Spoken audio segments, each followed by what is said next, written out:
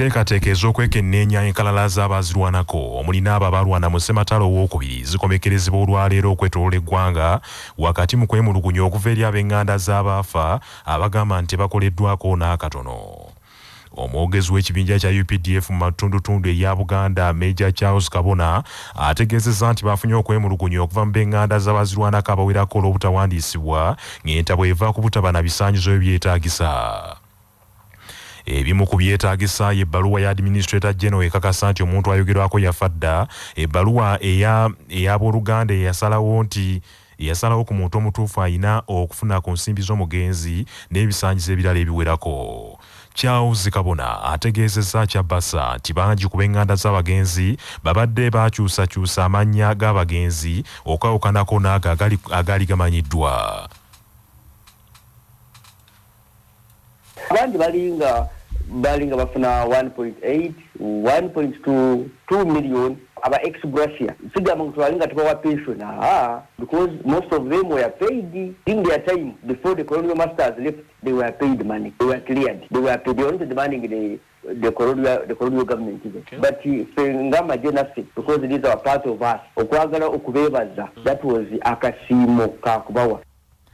Kabona mu mbeera emu agambye nti waliwo Abazilwanako abatafunanga kasiimo kaabwe bukyanga nkola etandika oluvannyuma lw'ensimbi ezaasibwa ku akawunti okudda gye zaava, n'agamba nti kikolwako mu kaseera kano. Bw'abuuziddwa ku bungi bw'ensimbi Abazilwanako mu ssematalo owookubiri ze balina okufuna, Major Kabona agambye nti zirina kusukka bukadde bwa siringi za Uganda 2 kubanga bwano ekiseera bwe baalwanira baalinga basasulwa ensimbi.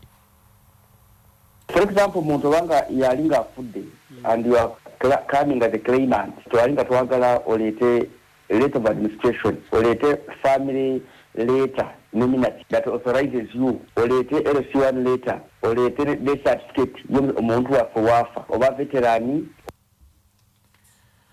Kizuuliddwa nti kampuni za gavumenti zesasula era zesaasaanyizaamu ensimbi obuwumbi n'obuwumbi mu nsimbi z'omuwiwoomusolo buli mwaka tezikola magoba zitambulira mu kufiirizibwa. Okunoonyereza okwakolebwa Ssaabalondoozi w'ebitabo bya gavumenti ku ntambuza y'emirimu mu bitongole bya gavumenti mu mwaka gw'ebyensimbi 2021 yakizudde nti ku kampuni za gavumenti 26 kampuni 13 zokka ze zikola amagoba, endala wadde nga ziteekebwamu obuwumbi n'obuwumbi bw'ensimbi buli mwaka tezikola magoba.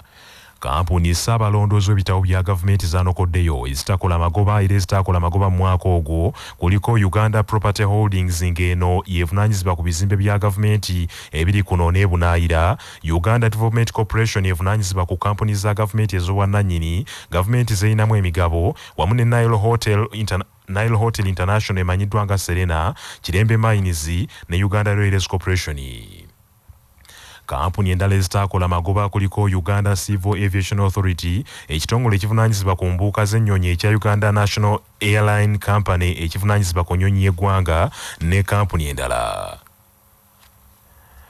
Zo kampuni ezikola magoba ezinokoddwayo mu alipoota eno kuliko Uganda Electricity Transmission Company Limited, Uganda Electricity Generation Company Limited, Uganda Development Bank, Post Bank, Pride Microfinance ne National Water and Storage Corporation. Uganda Electricity Transmission Company Limited yakola magoba ga buwumbi 112, National Water and Storage Corporation yakola magoba ga buwumbi 47, Uganda Development Bank yakola magoba ga buwumbi 22, Uganda Electricity Generation Company Limited yakola magoba ga buwumbi 91, ate Housing Finance Bank magoba ga buwumbi 22, Pride Microfinance yakola magoba ga buwumbi 12, Songa Post Bank yakola magoba ga buwumbi 10. Kyaddaaki Omulambo gwe yaliko Minisita w'empisa n'obuntubulamu Reverend Father Simon Lokodo gutuusiddwa mu ggwanga. Father Simon Lokodo yafiira mu kibuga Geneva ekya Switzerland gye yali agenze ku mirimu emitongole mu kiro ekyakeesa olw'omukaaga Ssabbiiti ewedde. Omubiri gwa Father Simon Lokodo bwe gwabadde guleetebwa kuno mu lugendo gavumenti ya Butuluuki yamaze nagwo ekiseera ng'egamba nti yabadde ekyagwekenneenya si kulwanga bakukusizaamu enjaga.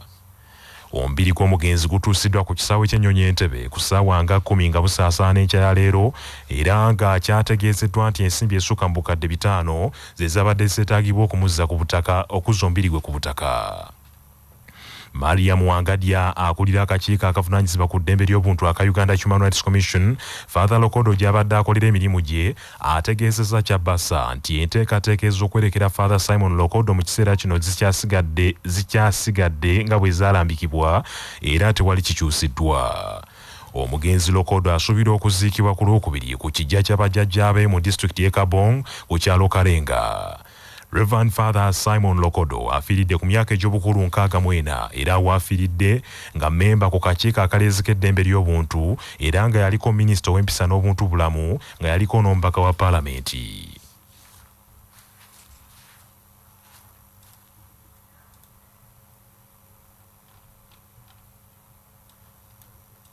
Manya obuvuna obuddo obw'eddembe lyo tonyigirizibwa ddembe lyo ery'obwebanga. Kimenya mateeka okujeemera ebiragiro by'ekitongole ekirwanirira obutonde bw'ensi ekya NEMA ng'omuwabi wa gavumenti David Bakista Bakibinga bw'annyonnyola.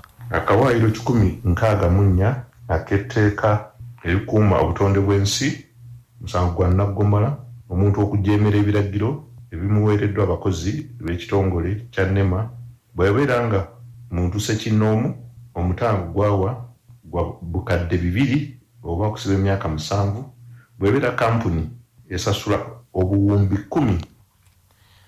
Omukwanaganya w'abavubuka mu minisitule y'abavubuka mu Bwakabaka Oweekitiibwa Hassan Kiyimba asabye abavubuka bakozese ebifo bye balina n'obuweereza mu nkoba za mbogo nga bazimba ensi yaffe era nga bakola ebibatwala mu maaso. Oweekitiibwa Hassan Kiyimba asinzidde ku Bulange Mengo mu kukyusa obukulembeze bwa nkoba za mbogo bwonna mu ggwanga n'asaba abavubuka obuteebuzaabuza mu buweereza bw'Obwakabaka bakole nnyo okuzza Buganda ku ntikko. Enteekateeka eno egendereddwamu okwongera okunyweza olukiiko olutwala ekibiina kya nkoba za mbogo mu ggwanga ate n'okutuuka ku matendekero yonna gye gali. Mu nteekateeka eno twakuŋŋaanya ebikwata ku matendekero gaffe tubadde mu kampeyini eyo ne tuzuula tulina amatendekero 132 mu Uganda mwonna mwe tutambuliza ekibiina kino. Tunywezezza era tulowooza nti obukulembeze obulondeddwa bujja kukola obuweereza obwetaagisa omwaka guno nga bwe twongera okuzimba wakati nga twetegekera okujaguza emyaka 3 ng'ekibiina kya nkoba za mbogo weekiri. Banankoba za mbogo mbasaba bulijjo mubeerewo muleme kwebuzaabuza kubanga bamu mulondebwa ne mwebuzaabuza. Tukolere wamu buli omu mu kibinja kye tutegeke emisomo tutegeke ensirika ezitubangula ezitujjamu obugayaavu tulabe ntufuuka abantu ab'enjawulo. Bintu bingi bye twetaaga okumanya ate nga n'abasomesa tubalina n'ebitabo tubirina ebyokusoma okulaba nga tuggusa obuvunaanyizibwa buno. Ate ye Rose Natumba omumyuka wa Ssente balungamye ebibiina by'abavubuka mu kitongole ky'abavubuka akulembeddemu okulayiza abalonde asabye banankoba za mbogo okufaayo ennyo okumanya ebifa mu Bwakabaka. Oba olyawo lwampuliziganya ng'abalala tebaasobodde kujja naye kola balabire ddala nti ojjamu ekyo ekikoze ekikulondesezza.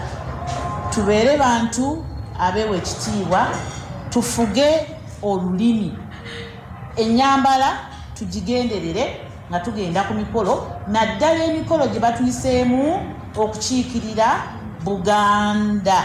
Tuleme kubeera abantu baluvu yadde njogera egamba nti eyampa okulya akuwa obwami abaakuwadde kulya naye nedda bannange tuleme kubeera ki? Tuleme kubeera baluvu.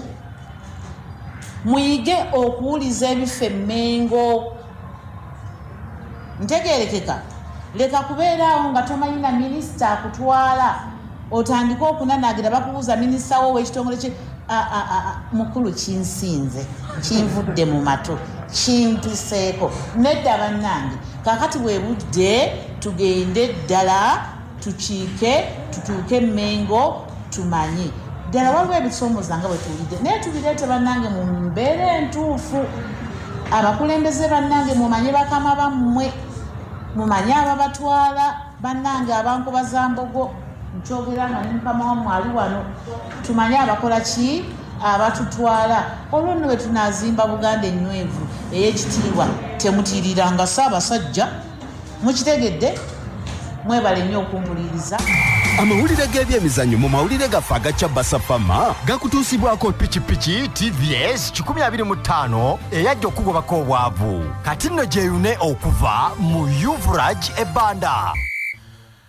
Mu mpaka za AFCON eziyindira mu nsi eya Cameroon, empaka zino zifundikira olunaku olwaleero omupiira kasammeeme wakati wa Misiri ng'ettunka ne Senegal. Omupiira guno ogugenda ogusubira okubaako n'obugombe ku ssaawa y'akawungeezi, emunyenye ezitunuliddwa mu muzannyo guno z'emunyenye za Liverpool 2 okuli Mohamed Salah ow'ensi y'e Misiri ng'attunka ne munne Sadio Mane owa Senegal nga naye wa klabu ya Liverpool. Omupiira oguzannyiddwa mu kiro ekikeesezza olwaleero, Burkina Faso egudde maliri ne Cameroon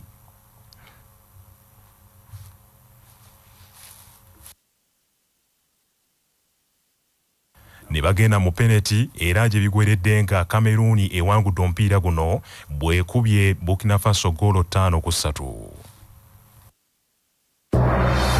Amawulire okuva ebweru w'eggwanga nga gakutuusibwako Heritage Family Center ku Heritage Plaza Nansana abateekateeka abagenda okuyingira obufumbo. Essimu noti 7 noti 2 699 337. Enyiike ebuutikidde Morocco n'ensi yonna okutwalira wamu omwana eyagwa mu luzzi olwasimwa bw'ekirangiriddwa nti afudde amangu ddala nga baakamugjayo. Morocco emaze ennaku 4 ez'obunkenke obutoogerekeka nga bannansi basabira abadduukiriza bali ku ddimu ery'okutaasa omwana ono Ryan ow'emyaka 5 eyagwa mu luzzi oluwerako obuwanvu bwa fuuti 14. Ekikangabwa kino kyagwawo ku Lwokubiri oluyise omwana ono bwe yali awerekeddeko kitaawe okugenda okulongoosa oluzzi bw'atyo mu butanwa n'atalantuka n'agwayo. Eggulo mu kawungeezi essaawa yonna ensi yonna yafunye akamwenyumwenyu amawulire bwe gaafulumye nti omwana oyo bamu abadduukirize bamuggyeyo wansi mu kinnya ekyo era emitimbagano mu nsi yonna ne gijjula obubaka obuyozaayoza Morocco. Wabula nga wayisa akaseera katono nnyo amawulire gaafulumiziddwa okuva mu lubiri nga gagamba nti Ryan afudde. Eribadde essanyu lifuusa amaziga era omukulembeze w'ennono wa Morocco King Mohammed II ayise bazadde b'omwana oyo mu lubiri okubakubagiza olw'ekikangabwa kye baaguddeko. Bannaffe amawulire ag'essaawa eno kangamalirize mu bufunze. Enteekateeka ez'okwekenneenya enkalala z'Abazilwanako omuli n'abo abaalwana mu ssematalo owookubiri zikomekerezebwa olwaleero okwetoolola eggwanga lyonna wakati mu kwemulugunya okuva eri ab'eŋŋanda z'abantu abaafa abagamba nti tebakoleddwako. Kizuuliddwa nti kampuni za gavumenti zessaamu obuwumbi n'obuwumbi bw'ensimbi buli mwaka tezikola amagoba n'akatono zitambulira mu kufiirizibwa. Kyaddaaki Omulambo gwe yaliko minisita w'empisa n'obuntubulamu Reverend Father Simon Lokodo gutuusiddwa mu ggwanga era ng'enteekateeka ez'okumuziika tezikyusiddwa. Enyiike ebuutikidde Morocco n'ensi yonna okutwalira awamu omwana eyagwa mu luzzi olwasimwa bw'ekirangiriddwa nti afudde amangu ddala nga baakamugjayo. Bannaffe amawulire ag'essaawa eno bwe gatyo bwe gagenze. Sigala naffe ku CBS FM ey'obujjajja. Nze Joshua Musaasizi Nsubuga agundegunda omuteregga.